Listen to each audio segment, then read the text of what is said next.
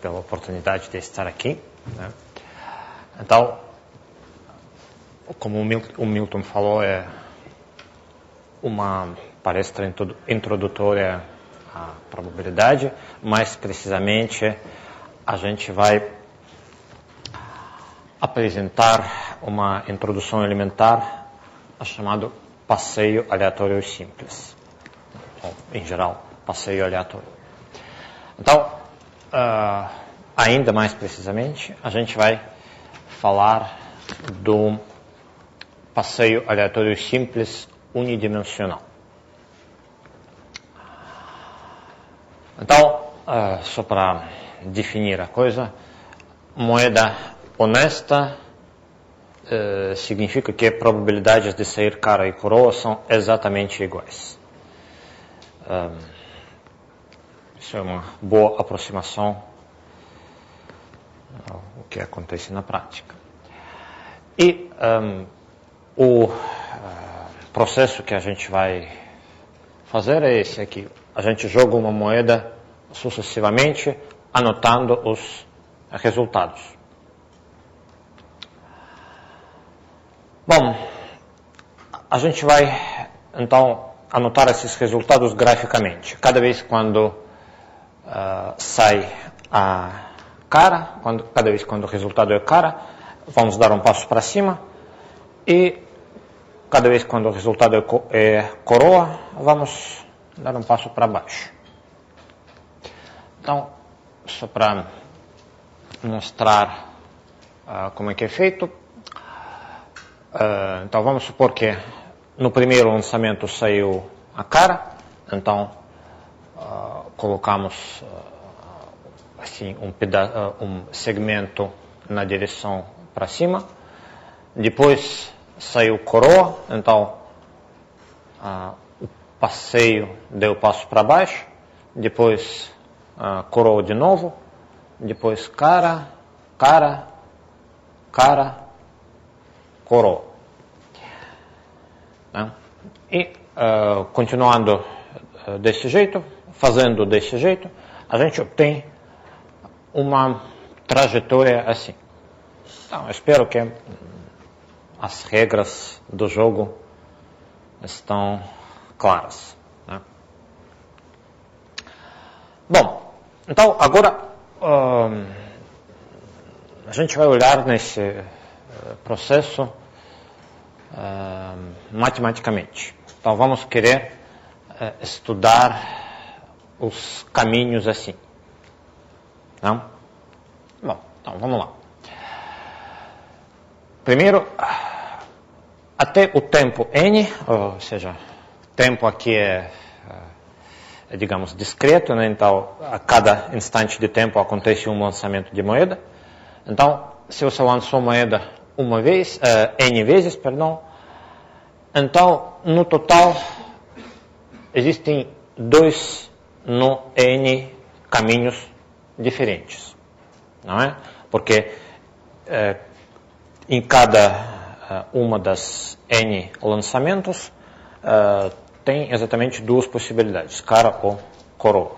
Então no total tem 2 no n caminhos. Bom, então vamos denotar por nzinho r a quantidade de caminhos que terminam no ponto nr. Então esse n aqui é a quantidade dos lançamentos e r é a coordenada vertical, que seria o número de caras menos o número de coroas. Tá? Então, como calcular esse n, a quantidade de caminhos que vão até ponto nr? Bom, então, só mostrando essa situação graficamente, esse n quer dizer o número de lançamentos de moeda, quantas vezes a gente lançou esse dispositivo aleatório, e o r é a coordenada vertical, que evidentemente é o número de caras menos número de coroas, porque cada vez quando sai cara, a gente dá um passo para cima, e cada vez quando sai coroa, a gente dá um passo para baixo. Então, essa posição vai ser calculada assim. Bom, primeira observação que a gente pode fazer é que N mais R tem que ser par, tá? Porque cada vez quando a gente dá esses passos, a paridade não muda, né? E você começa do ponto zero, então tem que ser isso, senão não vai dar para chegar naquele ponto usando um caminho assim. Tá? Bom, agora, se A é um número de passos para cima e B é o número de passos para baixo, então, bom, N, o número total de lançamentos é A mais B, e essa coordenada vertical é o A menos B, não é? Então, o número total dos caminhos vai ser o seguinte, vai ser coeficiente binomial, o número total de caminhos até esse ponto, perdão, é o coeficiente binomial de A mais BA, ou seja, de N,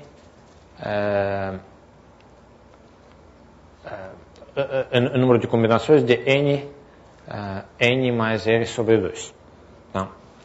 O número de maneiras, você tem N lançamentos e você tem que escolher as posições onde você vai dar um passo para cima. Então, existem esse tanto de maneiras de fazer isso. Certo? Bom, então, por enquanto, eu acho que deve estar bem light, né? Agora, é um princípio bastante importante para a contagem de caminhos. Como é que a gente conta? Então, suponha que a gente quer contar caminhos assim, só que desta vez não necessariamente aqueles que saem da origem. Então, a gente sai de um ponto X qualquer, um ponto inteiro, queremos ir para o ponto Y usando um caminho assim, tá? Só que não queremos contar todos os caminhos, queremos contar aqueles caminhos que têm pelo menos um ponto em comum com essa linha reta assim. Então, os pontos X e Y são na parte de cima, com relação a essa linha, e a gente quer contar as caminhos que fazem isso, tá? Ou atravessam essa linha, ou pelo menos tocam nesta linha. Ok? Bom, então, como é que a gente faz isso? Seja H o primeiro ponto onde o caminho partindo de X toca nessa linha reta horizontal. Tá? Bom, como se vê, nesse exemplo tem vários pontos onde o caminho atravessa a linha, mas a gente considera o primeiro ponto depois de X, onde o caminho toca nessa linha reta. Tá? Depois considera esse ponto X', que é o ponto simétrico para o X com relação a essa reta. Tá? O que a gente vai fazer agora? A gente vai considerar esse pedaço de X até H e refletir esse pedaço, considerar a transformação simétrica desse pedaço com relação a essa linha. Então, esse pedaço azul é a reflexão desse pedaço aqui. Bom, então, agora, falando em termos matemáticos, a gente tem uma bijeção entre o conjunto de caminhos que vão de x para o y e tocam pelo menos uma vez nessa linha, e conjunto de todos os caminhos entre x, linha e y. Porque, bom, para cada caminho para cada caminho amarelo você pode achar esse primeiro ponto H e depois, refletindo esse primeiro pedaço, você obtém um caminho assim, né? E reciprocamente, se você tem qualquer caminho de x' para o y, bom, se você tem qualquer caminho de x' para o y, ele tem que cruzar essa linha em algum lugar, porque x' e y são dos lados diferentes. Tá? Então você denota por H o primeiro ponto em comum que o caminho tem com essa linha e reflete essa parte com relação à linha. Então, o número de caminhos de x até y com a propriedade desejada é o mesmo que o número total de caminhos de x' até y. Tá? Bom, então vamos agora tentar usar esta construção. Bom, eu prometi uma introdução à teoria probabilística de passeio aleatório, agora que a gente vai falar de probabilidade. Então, até agora a gente só estava contando. Então, a gente vai interpretar esses caminhos como trajetória de passeio aleatório. Tá? Então, esse n vai ser a posição do passeio aleatório no tempo n. Então, vai ser o ponto da trajetória, a altura do ponto da trajetória correspondente, se você quiser. Não. Agora, se você considerar qualquer caminho fixo do comprimento n, então é natural dizer que a probabilidade desse caminho fixo é 1 sobre 2 no n. Bom, você pode raciocinar que em cada passo, com probabilidade 1/2, você escolhe aquela direção que é do caminho, né? Então, a probabilidade de você escolher exatamente aquele caminho, então, deve ser esse. Né? Bom, então, se n mais r é par,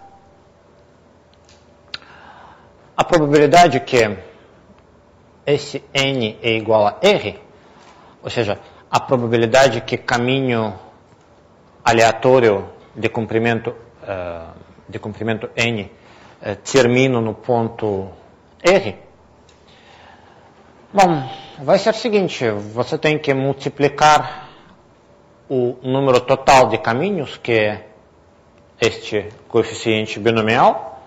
Bom, você tem que multiplicar isso pela probabilidade de cada caminho individual. Então, a probabilidade que o caminho aleatório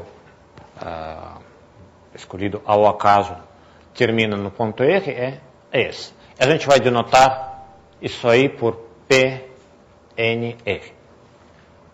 Não? Bom,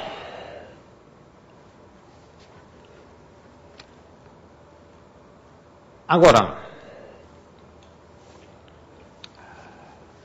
mais uma notação importante.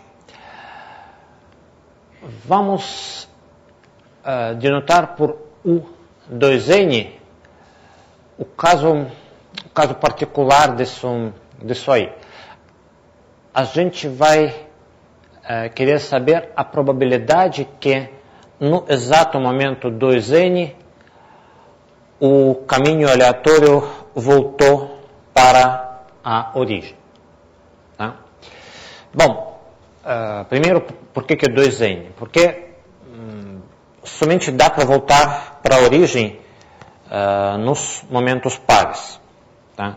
O número de caras tem que ser igual ao número de coroas, tá? Para que essa trajetória esteja na origem. Mas se o número de caras é igual ao número de coroas, então o número de lançamentos é par, não é? Então, a gente já coloca aqui o 2n porque não faz sentido colocar um número ímpar aqui, quer dizer, até que faz sentido, mas a probabilidade sempre vai ser igual a zero. Então, a gente vai somente considerar os tempos pares para essa probabilidade de estar na origem de volta. Tá? Bom, então, pela fórmula aqui, então, aqui em vez de n, a gente coloca 2n e o r é igual a zero. Então, em cima vai ficar o 2n, embaixo fica 2n mais 0 sobre 2, que é n, e em vez de 2 no menos n, fica 2 no menos 2n, porque o comprimento do caminho agora ficou 2 vezes maior. Tá? Então, esta probabilidade é dada por essa fórmula aqui. Né? Coeficiente binomial 2nn, 2 elevado a menos 2n.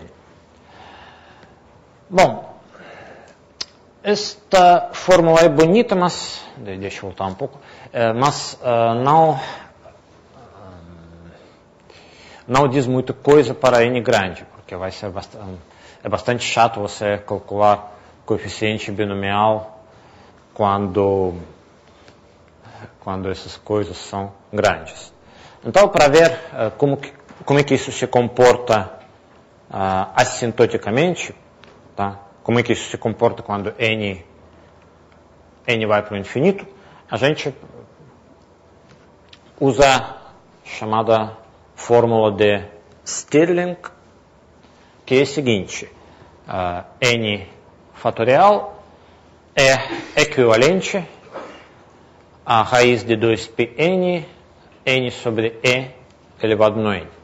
Bom, aqui equivalente quer dizer que a razão, que isso aqui dividido por isso aqui se aproxima de 1 quando n fica grande, quando n vai para o infinito. Ok? Bom, então vamos usar essa fórmula para ver como é que se comporta a probabilidade que depois de 2n lançamentos de moeda, o número de caras ficou exatamente igual ao número de coroas. Bom, é uma conta relativamente simples, né? A gente escreve esse coeficiente binomial como fatoriais, né? É 2n fatorial sobre n fatorial vezes n fatorial, né? Então, usa a fórmula de Stirling para esse fatorial aqui e para esse também, né? Então, em cima fica assim, embaixo assim. Então, tem bastante coisa por aí, mas felizmente quase tudo vai cancelar. Né? Você vê que esse 2 elevado a 2n vai cancelar com esse aqui, né? Esse exponencial vai cancelar com esse exponencial aqui. Esse n elevado a n, por causa do quadrado, vai cancelar com aquilo que sobrar aqui. Então fica 4π, raiz de 4πn sobre a raiz de 2πn ao quadrado, né?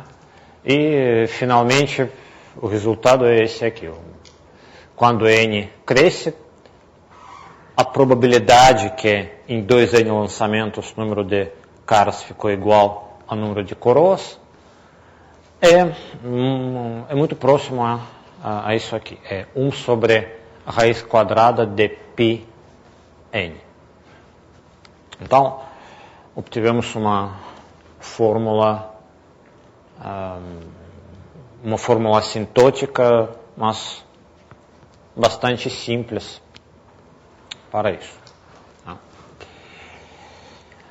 Bom, ok. Agora, a gente vai precisar de um resultado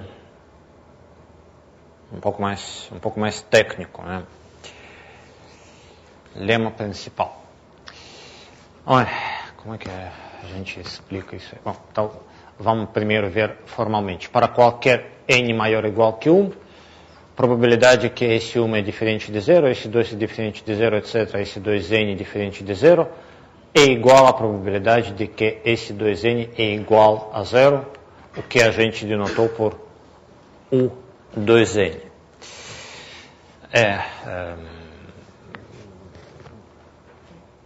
Eu sei que é difícil entender isso da primeira vista, mas vamos tentar ver o que está escrito aqui. Bom, então, aqui na parte esquerda, a gente está querendo um certo tipo de comportamento dessa trajetória, desse caminho aleatório. Que tipo de comportamento a gente está querendo? Bom, então você começa do zero, você tem que sair do zero e nunca mais voltar para o zero até o momento 2n inclusive. Né? Então você pode fazer isso de duas maneiras. Ou você pode sair para cima e permanecer em cima, ou você pode sair para baixo e permanecer embaixo. Mas não dá para cruzar. Né? Então você tem que escolher uma das duas possibilidades, assim ou assim. Né? Então, qualquer uma dessas trajetórias dá o exemplo desse, como a gente fala, evento. Tá? Bom, então o lema diz que a probabilidade disso é a mesma que a probabilidade de estar no zero no momento 2n. Então,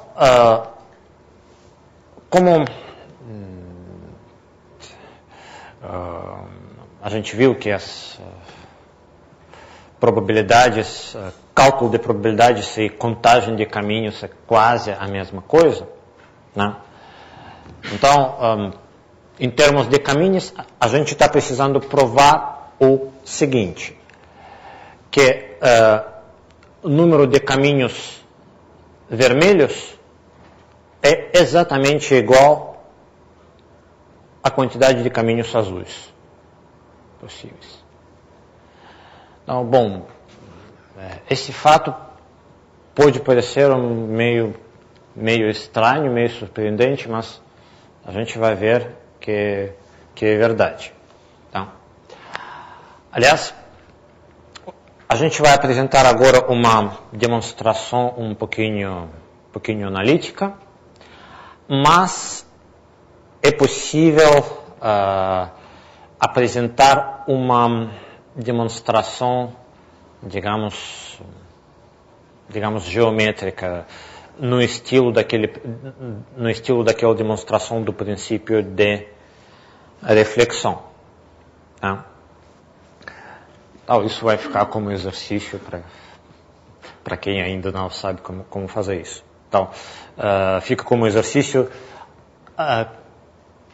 provar que o número de caminhos vermelhos é igual ao número de caminhos azuis direto, sem fazer conta.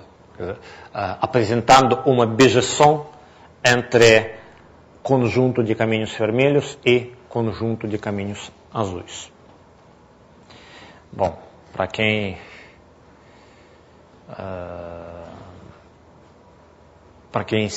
estiver interessado na resposta, mas não conseguir fazer isso, no livro de Feller, no terceiro capítulo, ele coloca a solução desse exercício. Mas, bom, tudo bem. Agora a gente vai apresentar uma demonstração mais analítica. Bom, então, em vez de trabalhar com essa probabilidade aqui, a gente vai trabalhar com probabilidade que todo o caminho fica para cima do eixo horizontal. Porque, bom, logicamente, a probabilidade desse comportamento é 2 vezes a probabilidade que o caminho fica todo em cima, desse jeito, por simetria. Então, a gente vai trabalhar com probabilidade que o caminho aleatório sai do zero e depois fica na parte positiva do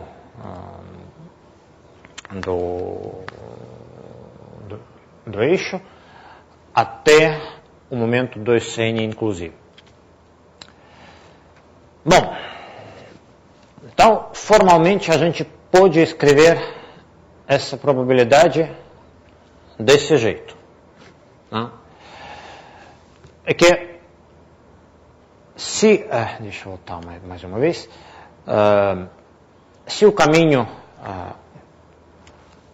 se esse caminho vermelho é assim, se ele fica positivo até o tempo 2n inclusive, então, bom, o ponto final dele tem que estar em algum lugar para cima aqui, tá? E aí a gente vai fazer o quê? A gente vai somar as quantidades possíveis dos caminhos assim para todos os pontos finais possíveis que tem aqui. Então, o ponto final pode ter a altura 2, pode ter a altura 4, 6, 8, assim por diante. Não é? Bom, não pode ser, esse ponto final não pode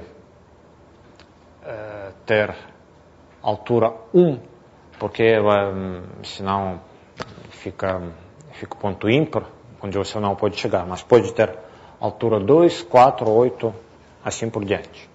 Está claro, né? Então, podemos escrever esta probabilidade como esse somatório aqui. Então, eu dividi o conjunto de caminhos com essa propriedade de acordo com o ponto final deste caminho. Tá certo? Então, se R... bom, coloquei aqui o infinito, mas na verdade o somatório não vai até infinito, porque esse caminho não pode chegar muito alto também, né? O máximo que pode acontecer é esse 2n igual a 2n. Não dá para chegar mais alto porque o caminho é assim, né? A inclinação é 45 graus, não mais que isso. Não. Então, os termos correspondentes a R maior que n são todos iguais a zero na verdade. Não? Bom, ok. Agora a gente vai usar o princípio de reflexão para calcular cada um desses termos aqui, para calcular cada probabilidade aqui. Tá? Bom, como é que a gente faz isso? A gente precisa, partindo do zero, chegar até esse ponto 2n, 2r. E o caminho tem que permanecer estritamente acima do eixo a partir do tempo 1. Então, o primeiro passo sempre é assim. Aliás, o segundo também, mas tudo bem. Então, o primeiro passo é assim. Aí, para efeito de contagem de caminhos, a gente já pode começar do ponto 1, 1. Porque você sempre tem que ir lá, então já vamos começar ali neste ponto. Bom, então, queremos contar caminhos que começam no ponto 1, 1, terminam no ponto 2n, 2r, e que ficam estritamente acima desse eixo horizontal. Como é que a gente vai poder contar estes caminhos, usando o princípio de reflexão. Tá?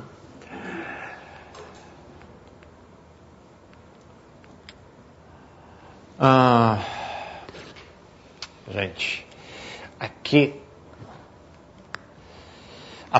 apareceu um outro caminho que é difícil de ver, mas assim, no meu computador estava fácil ver isso, mas aqui eu juro que ele está lá.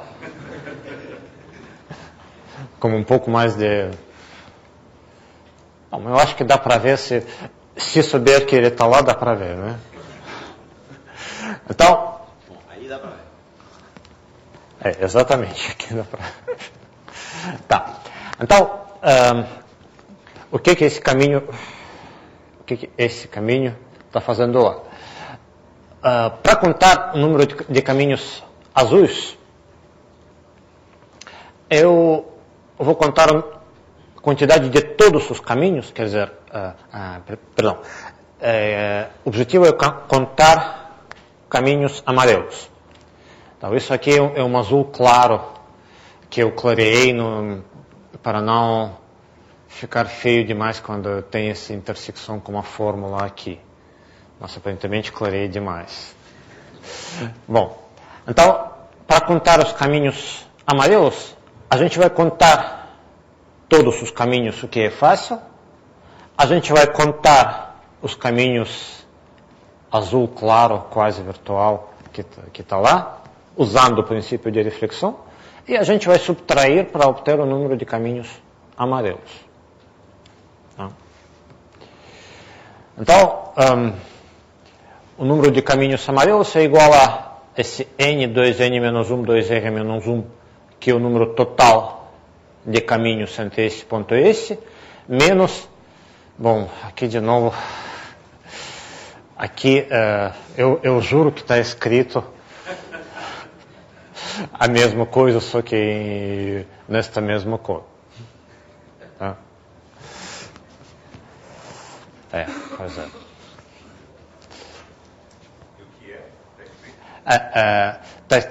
Número, quantidade de caminhos assim, que saem desse ponto e vão até esse ponto, e que tem pelo menos um ponto de intersecção com eixo horizontal. Tá? Esses caminhos azul claro, que está quase invisível, né? Eu coloquei a mesma cor aqui para indicar que a gente está contando os caminhos assim. Tá certo? Bom, agora, esse n, 2n menos 1, 2r menos 1, é o número total de caminhos de acordo com as nossas notações entre esses dois pontos, porque se você colocar a origem nesse ponto, no ponto 1, 1, então o ponto 2n, 2r vai virar o ponto 2n menos 1, 2r menos 1. Certo? Bom, agora, por causa do princípio de reflexão, o número de caminhos azul claro, azul claríssimo, é igual ao número total de caminhos do ponto x', que é ponto 1 menos 1, esse ponto aqui, até ponto 2n, 2r. Então, a gente está usando o princípio de reflexão exatamente agora. Tá? Para contar o número de caminhos azul claríssimo do ponto 1, 1 até esse ponto, a gente está contando o número total de caminhos de ponto 1 menos 1 até esse ponto. Então, esse número total é igual a isso aqui. Então, desta vez você coloca a origem aqui, né, no ponto 1 menos 1, e aí ponto 2n, 2r vai virar 2n menos 1, 2r mais 1, se você colocar a origem aqui. Né. Então, finalmente, conseguimos calcular o número de caminhos desse ponto até esse, que não tem nenhum ponto em comum como eixo horizontal. Certo? Então, a resposta é isso. Bom, agora, o que a gente tem aí? Essa probabilidade, para obter a probabilidade, você tem que dividir o número de caminhos por 2 elevado ao comprimento, ao tempo, ao número de lançamentos da moeda. Então, a probabilidade vai ser 2 elevado a menos 2n, vezes aquela resposta que a gente obteve na tela anterior. Tá? Então, em termos das notações para as probabilidades, vai ser isso. Esse 1/6 ficou porque aqui tem o 2n menos 1, né? Então você teria que dividir por 2 no menos, em parênteses, 2n menos 1. Então, esse 1/6 ficou, sobrou desse negócio. Né? Bom, agora alguma coisa boa vai acontecer com aquele somatório enorme, né? Que é o seguinte: quando você soma essas coisas, muita coisa vai cancelar, né? Porque aqui, o primeiro termo vai ser P 2n menos 1 1 menos P 2n menos 1 3. Isso para R igual a 1. O segundo termo para R igual a 2 vai ser P 2n menos 1 3, aqui é 3, menos P 2n menos 1 5. Para R igual a 3, essa coisa vai ser igual a 5 e essa coisa vai ser igual a 7. Então, quase tudo vai cancelar, né? Exceto o primeiro termo, exceto esse primeiro termo para R igual a 1. Tudo o resto cancela, porque tem sinal diferente, né?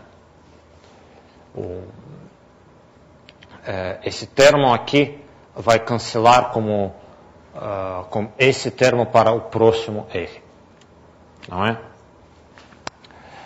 Bom, então fica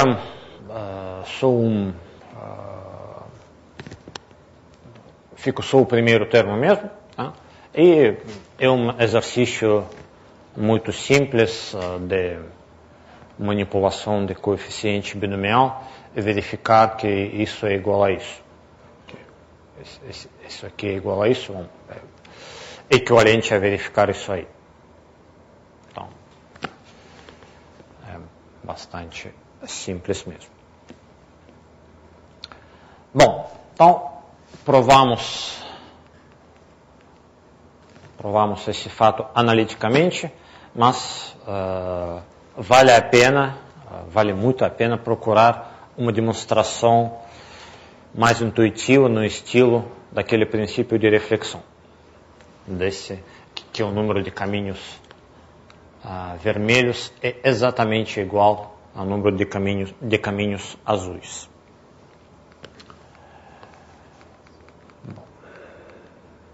Agora, a última parte da palestra é a lei de arco-seno para passeio aleatório simples. Bom, primeiro vamos definir o momento do último empate. Então, formalmente, K é o máximo de J menor ou igual que N, tal que esse, no momento 2J é igual a 0.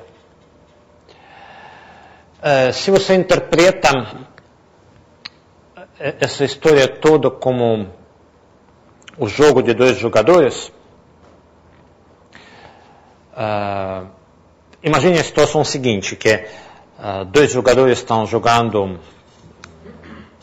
as partidas sucessivamente, cada um ganha uma partida com probabilidade 1,5 e quem ganhar recebe R$1 do perdedor, né? Aí, se você pode modelar esse processo com esses lançamentos de moeda. Tá? Então, se você considera, por exemplo, dois times de futebol e vai guardar os resultados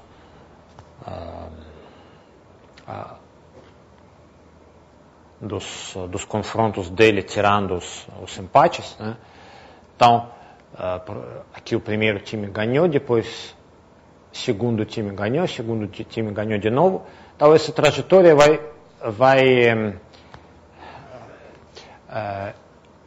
isso aqui, por exemplo, 1, 2, 3, o fato que num certo ponto a altura é igual a 3, significa que depois de tantos jogos, o primeiro time ganhou 3 vezes mais que o segundo.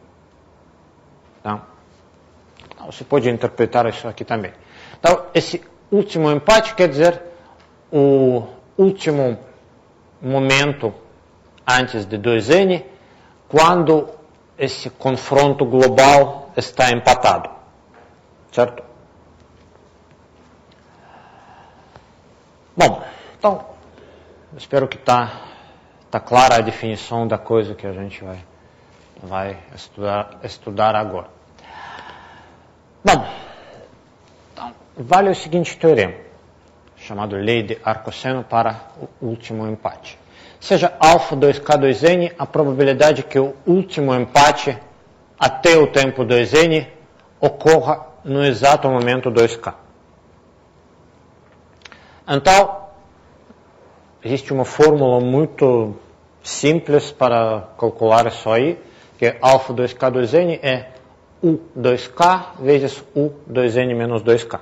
Só lembrando, U é a probabilidade de U 2n, U 2k é a probabilidade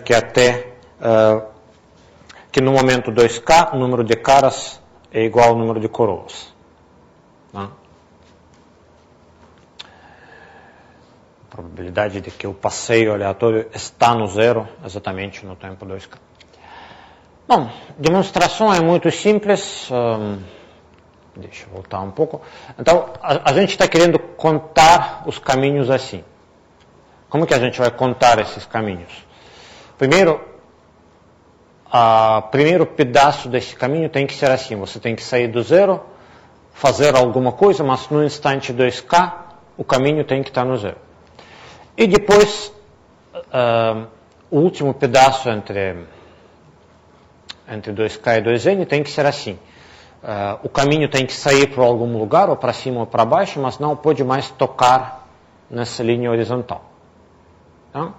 Então, você tem que, para contar a quantidade total dos caminhos assim, você tem que multiplicar a quantidade dos caminhos assim pela quantidade dos caminhos assim. Não é? E pelo lema que a gente acabou de provar, bom, a gente sabe também contar os caminhos assim. Tá? Quantidade dos caminhos assim é a mesma coisa que a quantidade dos caminhos que saem aqui e terminam nesse exato ponto.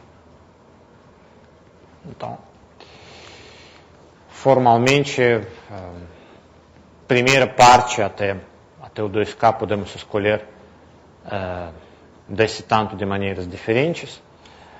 Pelo lema anterior, a parte restante pode ser escolhida desse tanto de maneiras diferentes. Aí, então, tem que multiplicar essas duas coisas, dividir por 2 elevado a 2n, e obtemos justamente isso aqui, como a probabilidade desejada. Não é? Agora, o que arcosseno tem a ver com tudo isso? Bom, vamos denotar por f de x essa função aqui, 1 sobre π raiz de x menos x para x entre 0 e 1. Bom. Então, por causa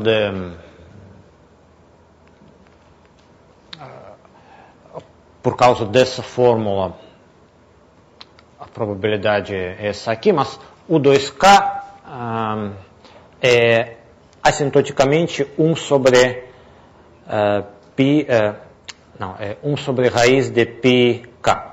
Tá? Então, aproximadamente temos isso, é 1 sobre n, essa função de k sobre n. Né? Então, agora já dá para adivinhar de onde vem o arcosseno, porque a derivada de arcosseno de raiz de x é justamente essa coisa. Né? Então, se você